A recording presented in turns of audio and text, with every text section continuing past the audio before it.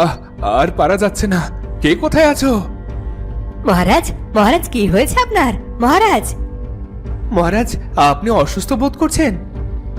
সেনাপতি মশাই, প্রশ্ন পরে করুন, আমাকে আগে পালঙ্কে ওঠানোর ব্যবস্থা করুন। প্রহরী, হা করে তাকিয়ে দেখছো কি? মহারাজকে বিছানায় শুইয়ে দাও। দেখি মহারাজ, উঠুন, সাবধান, সাবধানে। মহারাজ, শরীর কি খুব খারাপ লাগছে?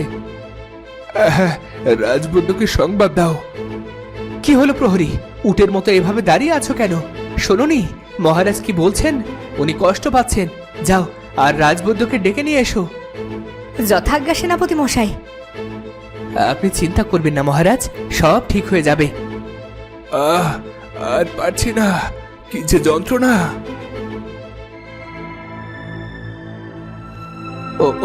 ওই তো বৈদ্যমশাই চলে এসেছে। বৈদ্যমশাই, বৈদ্যমশাই, আপনি দেখুন না, মহারাজের হঠাৎ কি হয়ে গেল। আপনি শান্ত হন সেনাপতি মশাই, আমি দেখছি। মহারাজ, কোথায় সমস্যা হচ্ছে আপনার? বুকে, বৈদ্যমশাই, বুকে বুকে প্রচন্ড যন্ত্রণা হচ্ছে। মহারাজ, এই যন্ত্রণা কি হঠাৎ করে, নাকি এর আগেও এমন হয়েছিল? মহারাজ তো খেয়ে কেবল শয়ন কক্ষে এসেছিলেন। আগে অসুস্থ হলে সেটা তো তিনি জানাতেন। তাহলে কি মহারাজ এমন কিছু খেয়ে নিয়েছেন যা ওনার খেতে মানা? না না বৈদ্যমশাই, না, আমি অমন কিছুই খাইনি যাতে আমার সমস্যা হতে পারে। চিন্তা করবেন না মহারাজ, আমি ওষুধ দিচ্ছি, সব ব্যথা যন্ত্রণা এক্ষুনি সেরে যাবে। সেনাপতি মশাই, রাজার অসুখে যে সব অচল হয়ে যাচ্ছে। সবই দেখছি উজির মশাই, সবই দেখছি, কিন্তু বৈদ্য, কবিরাজ, ওঝা সবাই তো এলেন, কাজের কাজ তো কিছুই হলো না। বড়ই চিন্তার বিষয় সেনাপতি মশাই, বড়ই চিন্তার বিষয়। মহারাজের কোনো পুত্র সন্তান নেই, কন্যা সন্তান ছিল একটা, সে পরের ঘরে। রানীও কয়েক বছর আগে পৃথিবীর মায়া ত্যাগ করেছেন। এখন রাজাবিহীন শাসনে রাজ্যে তো রীতিমতো বিশৃঙ্খলা দেখা দিয়েছে। মহারাজ, নগরীর কোতোয়াল এসেছেন আপনার সঙ্গে দেখা করার জন্য। ওনাকে ভেতরে আসতে বলো।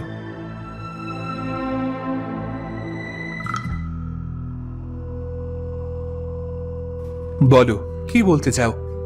মহারাজ, আপনার বয়স হয়েছে, হয়তো আর বেশি দিন আমাদের মধ্যে থাকতে পারবেন না। তুমি এই কথা বলতেই আমার কাছে ছুটে এসেছো? না মহারাজ, আপনি যদি আমাদের মধ্যে না থাকেন, কি করে আমরা চলবো তা ভেবেই আমার দুঃখ হচ্ছে। আপনি এই কটা দিন খোদার নাম স্মরণ করুন। হ্যাঁ, তুমি এখন আসতে পারো।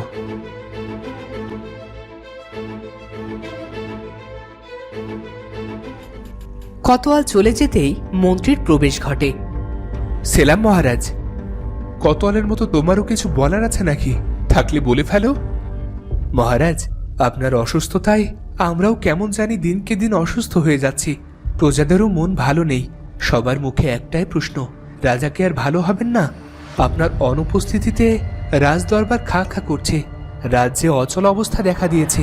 এর একটা বিহিত করুন মহারাজ।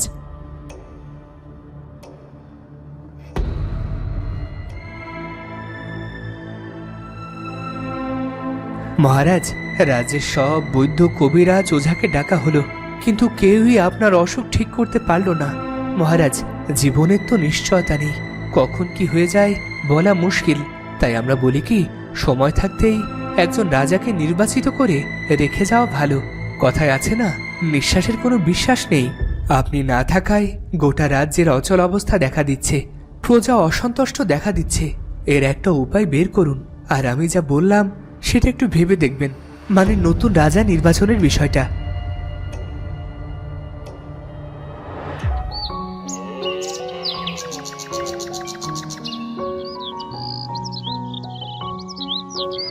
প্রহরী, যাও, মন্ত্রী আর সেনাপতি মশাইকে ডেকে নিয়ে এসো।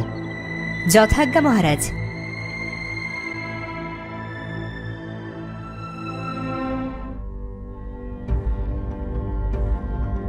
ঠিক আছে, আপনারা আয়োজন করুন, আমি পরশু নতুন রাজার নাম ঘোষণা করব।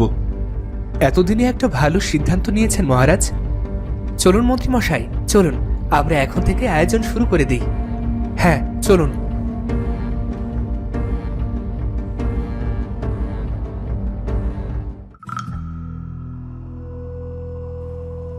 আমরা নতুন রাজা চাই না, আমাদের বর্তমান রাজাই ভালো।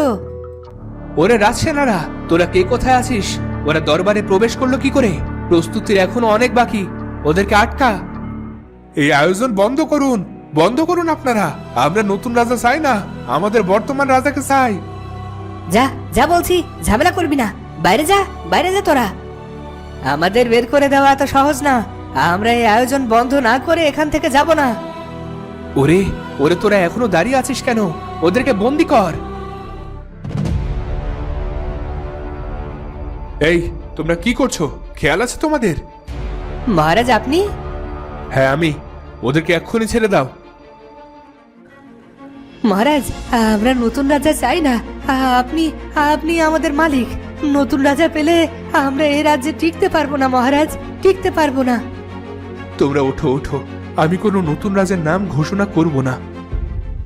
মহারাজ, আপনি কি সুস্থ হয়ে গেলেন? আমি আবার কবে অসুস্থ হয়েছিলাম যে সুস্থ হব? আমি তো সুস্থই আছি। আমি কেবল অসুস্থ হওয়ার ভান করেছিলাম। যাক, প্রভুর দয়ায় মহারাজ সুস্থ আছেন। আমার কোনো পুত্র সন্তান নেই, এদিকে আমার বয়সও হয়ে যাচ্ছে। এই সুবিশাল রাজ্যের পরবর্তী সুশাসক নিয়োগ করাটা কঠিন ব্যাপার, কারণ মানুষের 3টে মুখ থাকে। 3 মুখ? সেটা আবার কি মহারাজ? হ্যাঁ, 3 মুখ।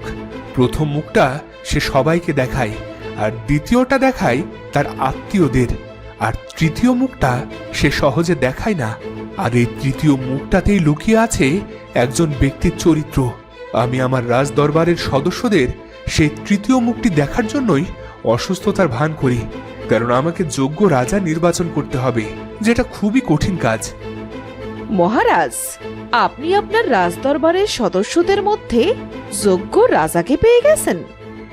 সেটা করতে পারলে ভালো লাগতো, কিন্তু আফসোস, এতদিন যাদের নিয়ে আমি শাসন কার্য পরিচালনা করেছি তারা কেউই আমার শুভাকাঙ্ক্ষী নয়।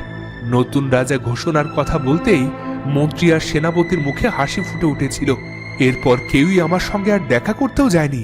আমার মৃত্যুর পর যে নতুন রাজা হবে তার নাম আমি ঘোষণা করব ঠিকই, কিন্তু তার আগে এই মন্ত্রী, সেনাপতি কোতোয়াল আর সভাসদদের বন্দী করো। এ কি বলছেন মহারাজ? এ কি বলছেন আপনি? সেনারা, ওদের সঙ্গে সঙ্গে এই রাজ বৈদ্যটাকেও বন্দী করো। ও আমার মরার ঔষধ দিয়েছিল, কিন্তু আমি সেটা খাইনি। এবার রাজসেনারা প্রজাদের রেখে রাজ সদস্যদের বন্দী করল এবং তাদের কারাগারে বন্দী করা হলো। যুবক, তোমার নাম কি? আমার নাম তাজ। আমি আমার রাজ্যের রাজা পেয়ে গেছি। এই তাজই হবে আমার রাজ্যের পরবর্তী রাজা। আমার অবর্তমানে সেই রাজ্য সামলাবে। আপনারা খুশি তো আমার সিদ্ধান্তে? জয় মহারাজের জয়, জয় মহারাজের জয়। জয়, নতুন রাজার জয়। আর আপনি, আপনার মধ্যে একটা নেতৃত্ব সুলভ ব্যাপার আছে। আপনি হবেন আমার রাজ্যের মহামন্ত্রী।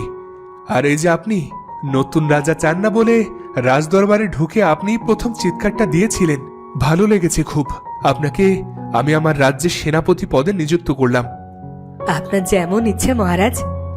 আর এই যে আরেক প্রবীণ, আপনি হবেন নগরীর কোতোয়াল, আর আপনি উজির। রাজসেনারা, যাও ওনাদের প্রত্যেককে রাজ পোশাক বুঝিয়ে দাও। যথাজ্ঞা মহারাজ। তুমি আমার রাজ্যের পরবর্তী রাজা। ইতস্তত করো না যুবক, তুমি এখানে আমার পাশেই বসো। মহারাজ, আজকের এই বিশেষ দিনে আমাদের যদি কোনো উপদেশ দিতেন ভালো লাগতো। আমাদের বন্ধু আত্মীয়দের মাঝেই আমাদের শত্রুরা লুকিয়ে থাকে, তাই চিনে পথ চলবেন। আশা করি ভালো হবে। তো বন্ধুরা, ভিডিওটি কেমন লাগলো? যদি ভালো লাগে চ্যানেলটি সাবস্ক্রাইব করে বেল আইকনটি বাজিয়ে দিও। দেখা হচ্ছে পরের ভিডিওতে। ধন্যবাদ।